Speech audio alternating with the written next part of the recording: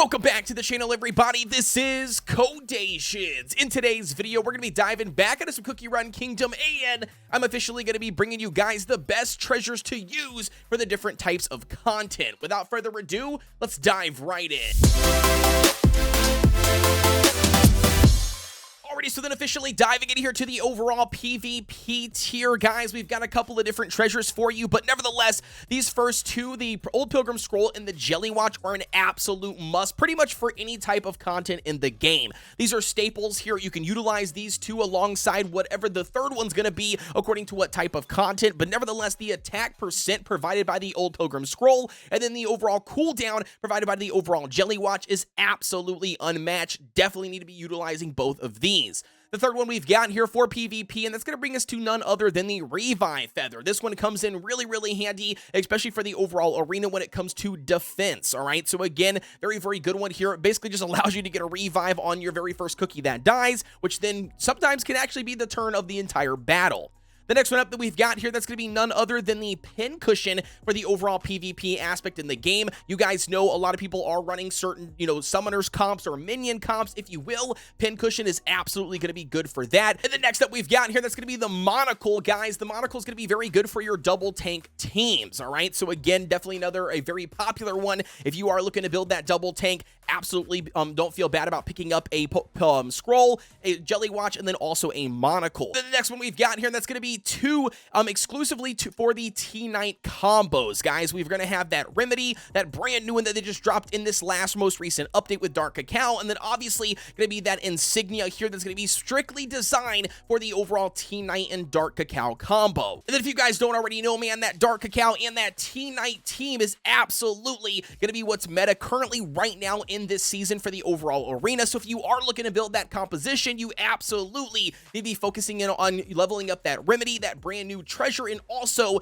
that Insignia for overall T-Knight. Already, and then the next group of treasures that we've got, that's going to be also for PvP, and that's going to be none other than the robe. We've got the scythe, and then we're going to have that overall lollipop. Now, all three of these are going to be very good for the Kumi Scam comp. A lot of players right now, especially the lower ranks, if you are looking to climb up, you will find and run into a ton of Kumi Scams. All three of these are going to be very good if you are running that Kumi Scam. Now, it's very important here to mention that if you are running a Kumi Scam comp, if you are not running Almond, then naturally that's going to be when you're going to want to utilize that scythe. However, if you are running Almond, to take out the scythe and then add in the overall lollipop. Alrighty, so then officially diving in here to our PvE list, guys, for our best treasures to utilize. Starting us off here, we're going to be having the Old Pilgrim Scroll and also the Jelly Watch once again, because these things are just absolutely unmatchable, man. You just can't go without having these, especially in the overall world exploration aspect of the game. The additional attack and the cooldown pretty much just makes or breaks a ton of combos. So definitely going to be utilizing those. Coming up here in the third one we've got for PvE, and that's going to be none other than the Horn. Now, this one is a little bit different because I would honestly say you really need to use this if you are low on defense as your overall team goes, because this is just going to add a ton of defense, give you that additional survivability that you need to overall clear some of those stages in things like the world exploration.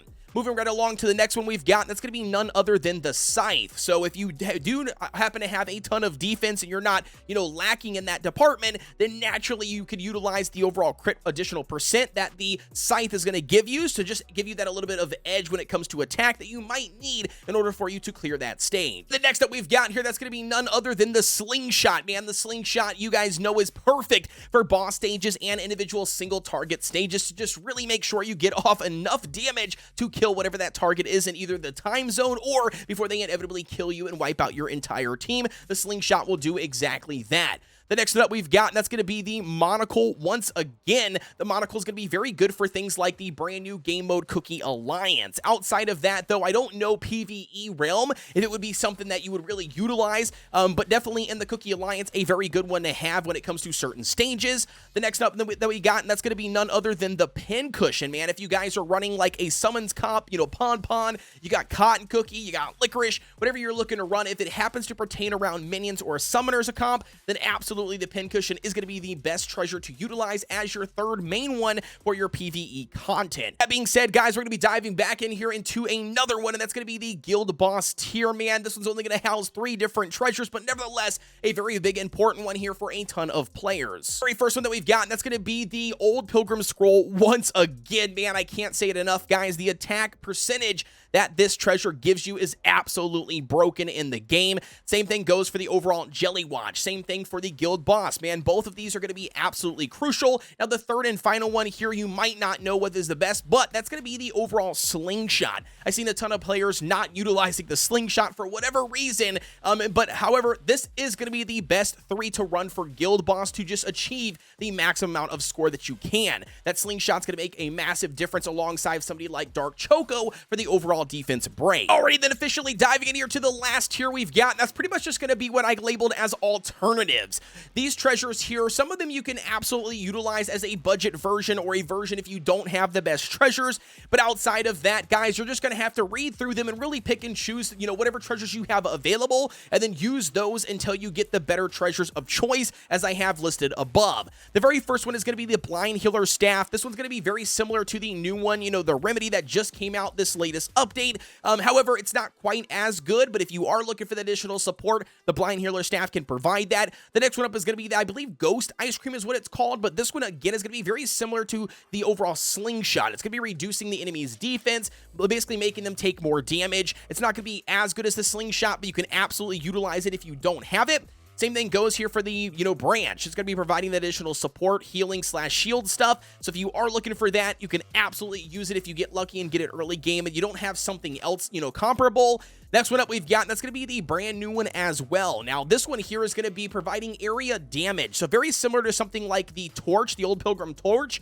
You just got to pick and choose, I guess, pretty much what works for you and what you have available, especially early game.